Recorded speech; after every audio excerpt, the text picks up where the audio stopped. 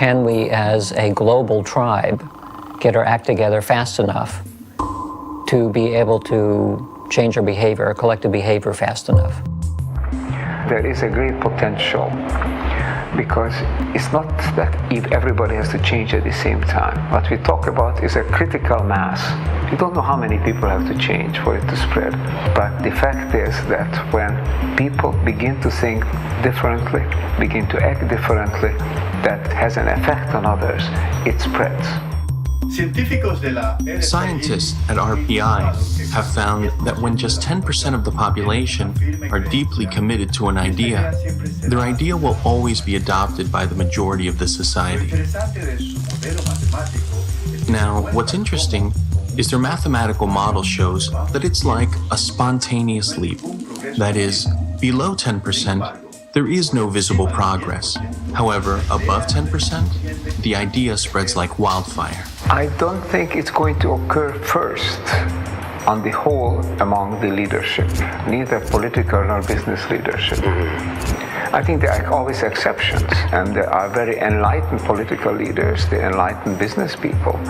But on the whole, these people have too much stake on the present system, and they are afraid of change, because their own base of power and wealth lies in maintaining the current system. So the change has to come from elsewhere. I don't think it can come from the very poorest people. The very poorest people, maybe 2 billion people in the world, try to survive somehow. They have to get the food and the housing and the job and the healthcare and the education that is a minimum requirement. We can't expect it from that, maybe 200-300 million people who are really the wealthy and the leading classes. It has to come from those who are in between, who have a choice, who are becoming increasingly concerned, and who know that something needs to be done, and the hope is that they will wake up.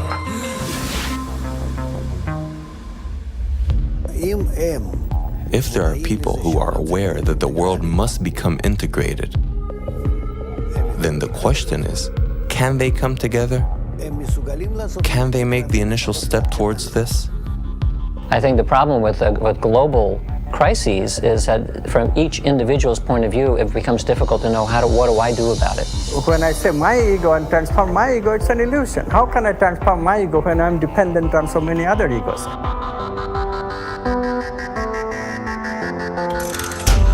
So because of the efforts of a few, changes will start occurring. How? Because the pressure, evolutionary pressure, is acting on everybody.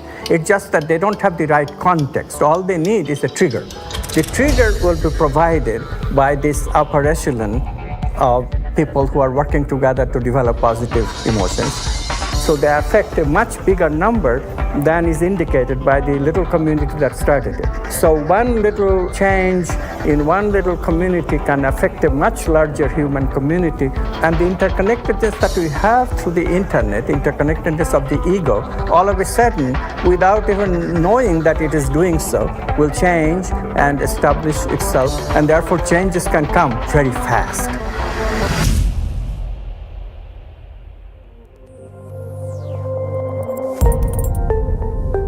The basic idea is that there's this vast fabric of humanity stretching endlessly into the distance. I'm connected to you and you to others on out endlessly.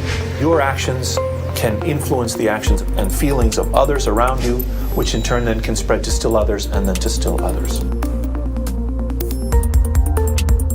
If you tell someone they don't influence anybody, they're not going to do anything. But if you tell them to influence 1,000 people, they'll change their lives. And that's why I think it's so critical for us to understand, first and foremost, how and why we are connected. Thinking people, they can see opportunities in this. So we have to do this collectively. We have to do this collectively through dialogues, first between two people, through relationships between two people, and then generalizing it to a whole family, to the entire community, to bigger communities, to the country, to the entire world. Change the society to recognize that we cannot do this by ourselves. We cannot do this alone.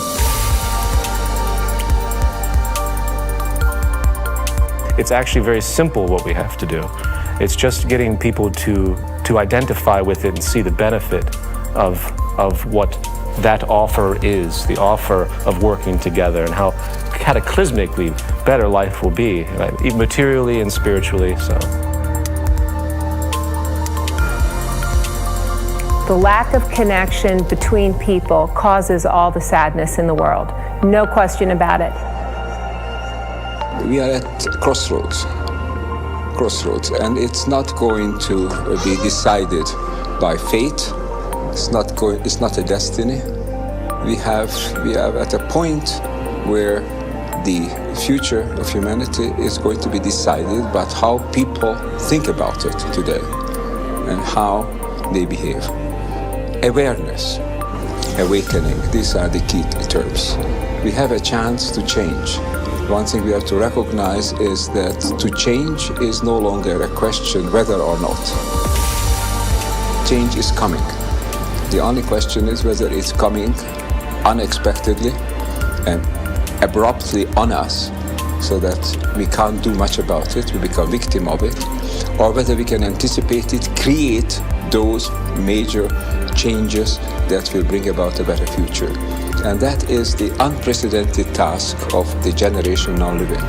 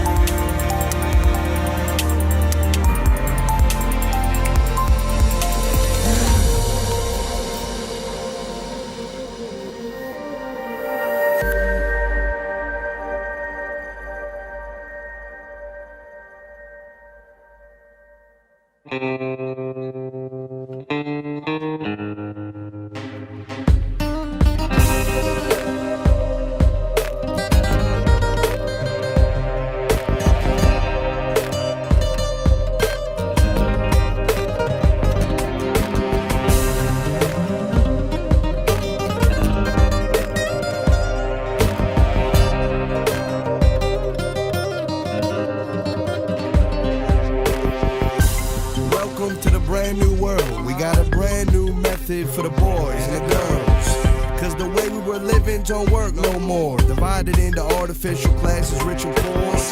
Individual success at the cost of others. It put us here, where it's brothers killing brothers. Yeah, and then we left with lots of crying mothers. It's turned people into haters instead of lovers. It seemed egoism brought us happiness. Now everybody depressed and laughing less.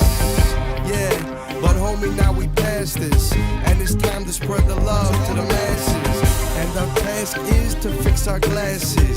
Then we'll feel obliged to love everything alive. Now is the time. We got a choice, either we live or we die.